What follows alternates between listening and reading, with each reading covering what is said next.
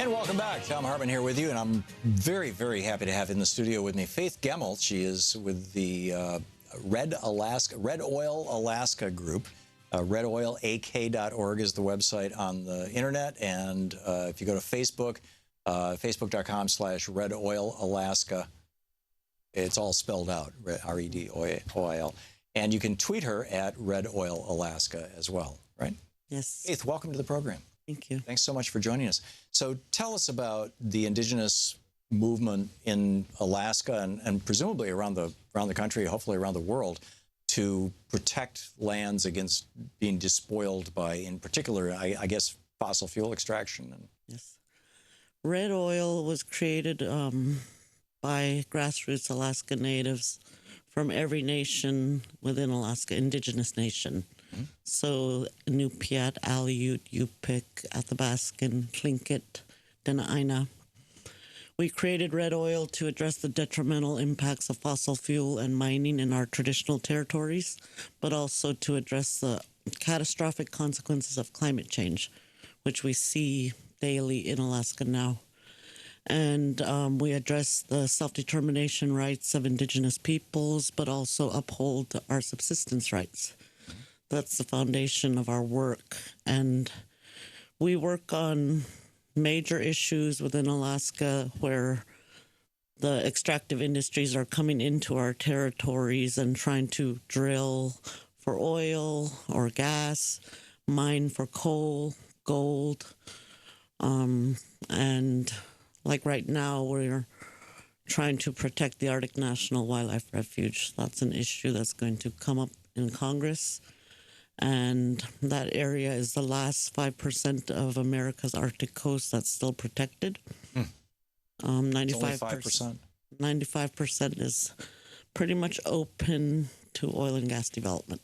Wow. This is the last that's legally protected, and it would take an act of Congress to allow development there or protect it permanently. The Gwich'in Nation has fought for over 30 years to seek permanent protection of that place. Another region that we've worked on very hard recently was the Outer Continental Shelf of Alaska, protecting the Beaufort Sea and the Chukchi Sea from offshore oil and gas Those are the development. regions where Shell was trying to drill, weren't they? Yep, and we got the shell out. Yeah. Good. So to what extent is the state or are the state and federal governments respecting treaty rights, or is this not so much an issue given that Alaska is such a newer state? I don't know the status of Native American treaties there. There are no treaties signed in Alaska with tribes, but we do have an act that was created in 1971, the Alaska Native Claims Settlement Act. This act actually, in a nutshell, was an act that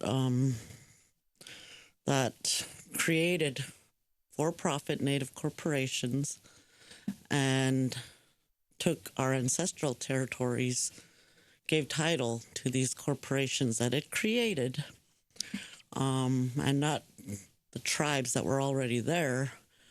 And in order for those corporations to profit, they have to use their assets. The only assets they had was the land. Therefore, they started partnering with companies to profit. Oh, my.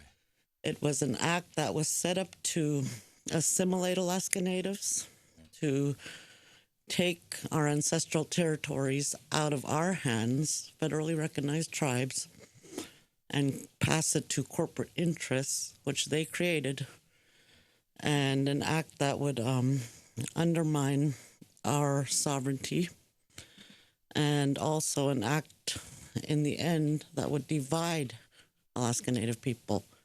Because on one hand, you have tribes that want the land protected because we live a subsistence-based way of life in Alaska. We hunt, we fish, we gather. There's no huge grocery stores in our isolated communities.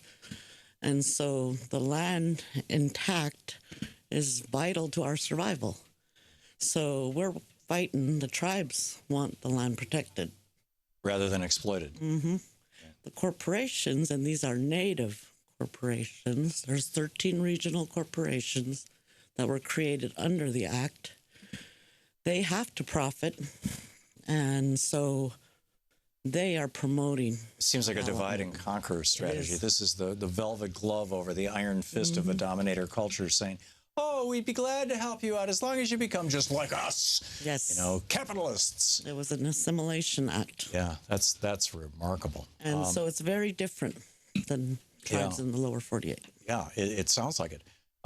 We're talking with Faith Gemmill. She is with the group Red Oil Alaska. RedOilAK.org is the website. Red Oil Alaska on Facebook, and resisting environmental destruction on Indigenous lands. Oh, that's the acronym. Mm-hmm. Red Oil is the acronym for resisting environmental destruction on Indigenous lands. I'm sorry, it took me a minute to figure that one out. That's great. Are you working with Indigenous peoples in other states and in the rest of the lower 49, that sort of 48, I guess, Hawaii's way out there? Yes, we've built alliances with many Indigenous peoples throughout the U.S. and around the world on the issues that we work on. Like for Shell, we built alliances with Nigerians that were impacted by Shell. Tar sands, the Indigenous communities there in Canada were impacted by Shell. Here in the lower 48, we've built alliances with tribes that are facing down these same extractive industries and these same companies that are doing the same thing in their territories, such as Standing Rock. Yeah. We in Alaska understand what happens when a pipeline comes into your Indigenous territory. You will lose your way of life eventually.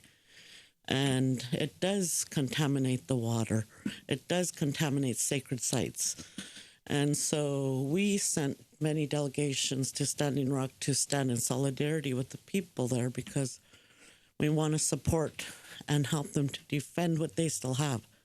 Are you here with the folks who are putting the teepees up on the National Mall? Yes. So tell us about that. That's a teepee encampment.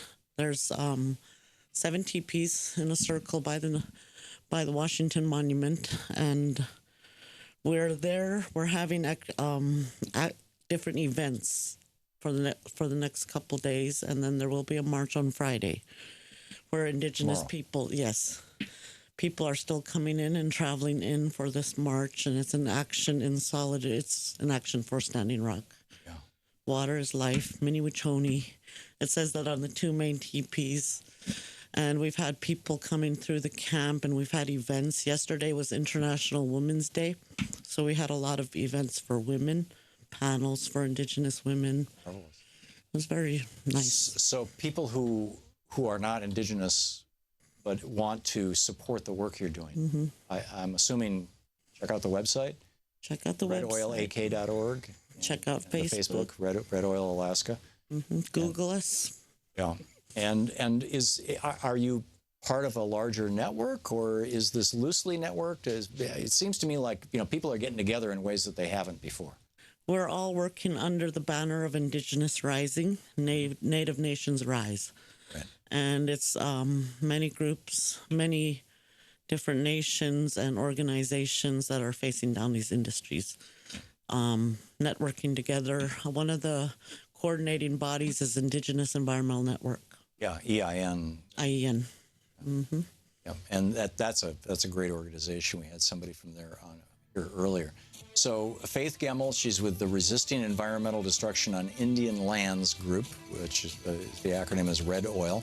And on Facebook, you can find it at Red Oil Alaska, and the website redoilak.org for your group. Faith, keep up the great work.